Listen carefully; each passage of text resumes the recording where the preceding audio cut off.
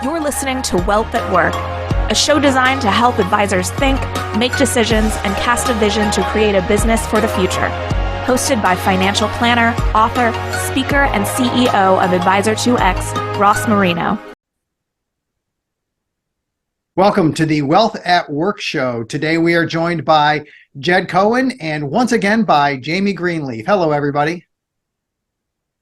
Hi there. Hi.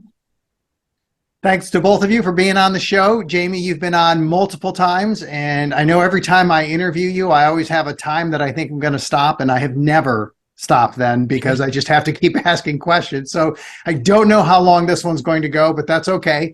Jed, this is your first time on, so how about you take about 60 seconds, introduce yourself to everybody who's listening. Absolutely. Thanks for having me, Ross.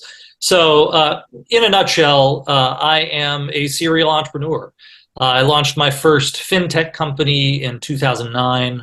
We were acquired in 2015, and I moved into the health tech space from there, helped to scale a company past unicorn status and a $5 billion valuation.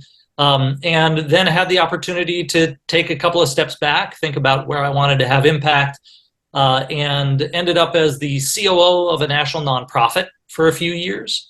And really ended up deciding that nonprofit is a really interesting beast, but I much prefer sitting on the boards of nonprofits rather than leading operations on a daily basis. So was very pleased to be introduced to Jamie, and she brought me up to speed on everything that's happening in the health benefits and healthcare space. And I got really excited about the opportunity to have impact. So I like to say she lured me away from my cushy desk job and back into the world of early stage startups. Oh, that sounds great. Jamie, how about a quick introduction for you? Most, I'm sure, know me, but I grew up in the retirement space. My mother founded a firm back in 1981. So when I talk about growing up in the retirement space, that's really what I did. And for the last 30 years, I've helped employers establish a fiduciary process around their ERISA-based retirement program to produce better outcomes. So got really excited about the ability to do the same in the healthcare space as it is an ERISA-based plan. And some new legislation has allowed us to kind of open the Pandora box and get some good looks into where we can improve process and costs and drive better outcomes. Awesome. Now, you are both co-founders of Fiduciary in a Box. And Jed, you already mentioned that you were lured into our industry here. That sounds great. Can you tell us that story? Sure. Well, it was in one of my initial conversations with Jamie where she asked me about my approach to advising my employees around the health benefits plans that they were selecting, right? So this was around, I provided the disclaimer that, I'm not qualified to offer the advice and, there's just friendly advice that I give to folks. But she asked me about high deductible health plans and HSA accounts. And through that conversation, Jamie effectively showed me that I had been doing health insurance wrong my entire career. And in the process had offered some very well-meaning, but potentially very bad advice to a number of folks that I had met across the years. So in that conversation, I got really excited about the opportunity to have impact for employers and for the employees, the participants in these plans, as we pushed forward with some initial sort of business ideas. It was eye-opening, to say the least. Well, it's fascinating when you see someone who has a different take on whatever activity you're doing, even if it's within the same industry and you have the same occupation, people approach things differently. Now, I'd imagine as you went through these conversations, and Jamie, this is a question I'll ask of you, there was probably that moment where you thought, hey, there's a business here. And instead of just saying, hey, we could do this, you hit that point of, we need to do this. Do you remember that moment?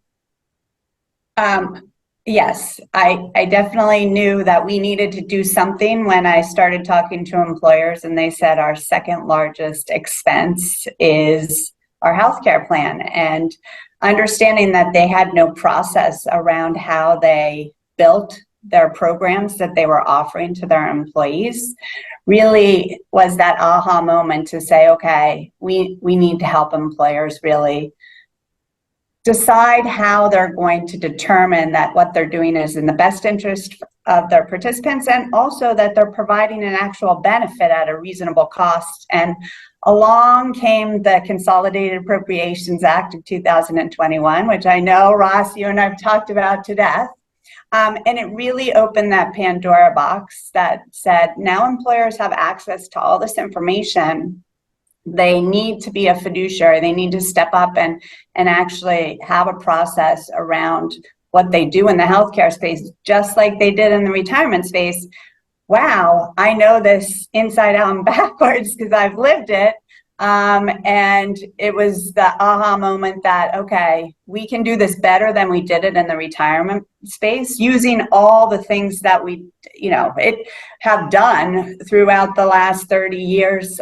So I'm super excited about the opportunity to use what we know and the knowledge that we've gained over the past 30 years to kind of provide an easy button for employers around their healthcare plan and the fiduciary process they need to establish.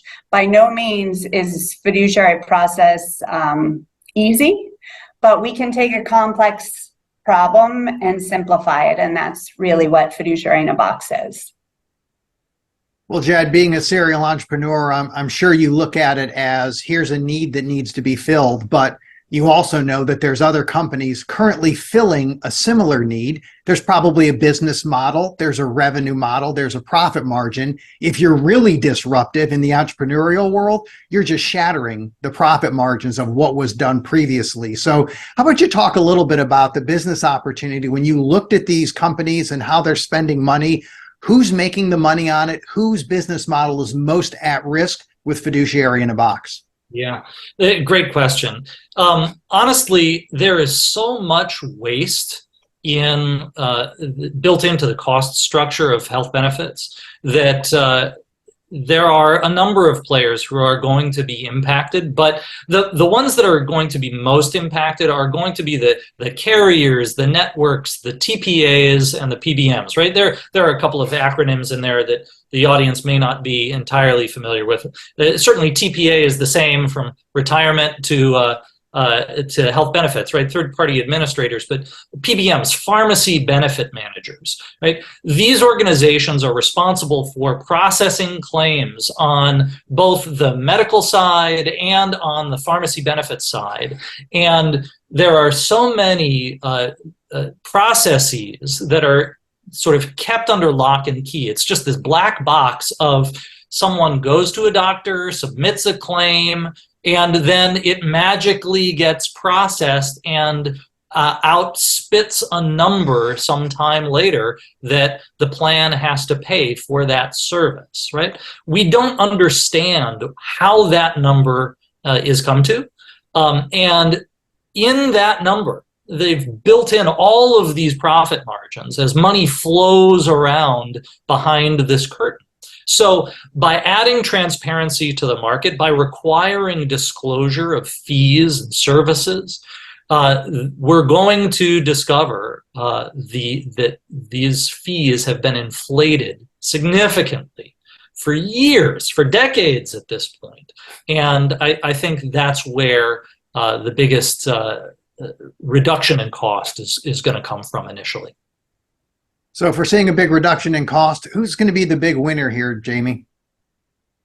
Us, the American people. Our cost, we're actually going to move away from health insurance and move into health care. And your doctors who are so like there to support you are actually going to be able to do their job, and they'll be able to prescribe things that are actually needed as opposed to have to be prescribed because the carrier requires you to do that before you do anything else. You know, you need to do this test before I can do this test. all the smoke and mirrors goes away. It's kind of like, remember in the old days with the 403B plans, and you had multiple vendors handling one employer, and they had layers upon layers of fees and annuity wrappers and, offsets and fees going back to the provider, and nobody knew what was going on. It ate away at employees' retirement accounts, and who benefits now because there's a fiduciary process in place? Us, as the American people, able to save for our retirement. It's the same thing with this space. It's going to be us, the American people, are going to benefit from healthcare again, not health insurance that is creating additional costs and waste. Jed, is there anything in this process that, as you were learning the advisory side and maybe some more on the 401k side and looking at it, is there anything that caught your attention where you thought, I didn't know it actually worked that way, or I didn't really expect that? Any surprises along the way here?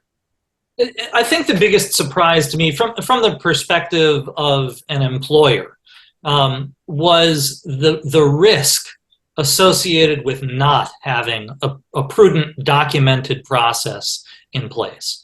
And while we've all become relatively accustomed to having that process in place on the retirement side, the idea of applying that to the health benefits side was eye-opening, right? Because essentially for my entire career, it's just been accepted that this is the way business is done. You go to a health benefits broker, they run an RFP, and you choose a carrier or a TPA and a network, and you end up just sort of saying, okay, like this is the good one in our area, and this is the one my employees will value, and it costs what it costs. That is insufficient as a process, and the risk of DOL fines and enforcement actions, and the risk of class action lawsuit around fiduciary breach is huge. And while folks in the retirement space have known that for years, and I was aware of it in association with our 401k plans in the past, it was eye-opening to realize that these new laws and regulations apply those same responsibilities to the health benefits plans. It's been exciting to see how the fiduciary process has had such an impact on the 401k world. I started doing the 401ks, I guess, 25 years ago, and there wasn't as much fiduciary process. That's probably understatement of the year right there. There was very little fiduciary process way back then, and there was a lot of products that were out there that were providing those types of benefits, massive disruptions over the course of a couple of decades. So, Jamie, do you think it's going to take 20 years to see the fiduciary advisors really move into the healthcare space, or do you think it's going to happen pretty quickly? I think it's going to happen quick. Back then, employers didn't know what the fiduciary standard was. We had to educate them on that. They had to learn that process. Now, when you talk about fiduciary process, they're very much aware of what that means. They're also very much aware of what fiduciary breach means. It's been costly over the past 25 years if you're not compliant or not acting in the best interest of your participants. So, one, the learning curve is not there. That's one of the reasons I think it's going to be sped up. The employers get it. The brokers that are not consultants nor are fiduciaries, which there are no real brokers right now that are acting in a fiduciary capacity, don't get it. The employers get it. The healthcare industry doesn't understand fiduciary standard yet. So employers are ahead of the game. The second reason that it's going to accelerate is because Jerry Schlichter, the name we all know and love, has already started trolling in this market. He posted a LinkedIn ad for groups of employees from specific companies to reach out to him because they potentially could have been damaged by their healthcare plan. So the reality is employers understand the risk associated with running an ERISA-based plan. And now that they're starting to understand those same liabilities apply to their healthcare plan, and mind you, the healthcare plan has a lot more money associated with it, there's a movement to where's the easy button? Where can I find a fiduciary that can help me? I have a co-fiduciary in my retirement plan. Where can I find one of those on my healthcare plan? So I think the acceleration of what happened in the retirement space will be a lot faster in the healthcare space. Certainly hope so. It sounds great. I'm excited to hear more about it. Both of you are speaking at Wealth at Work this October up in National Harbor. So we look forward to seeing both of you there. Jed, Jamie, appreciate you being on the show, and we'll see you in October. Thanks so much. Thank you for listening to Wealth at Work. The information covered and posted represents the views of the guests and does not necessarily represent the views and opinions of Advisor 2X. The content has been made available for informational and educational purposes only. The content is not intended to be a substitute for professional investment advice. Always seek the advice of your financial advisor or other qualified financial service provider with any questions you may have regarding your investment planning.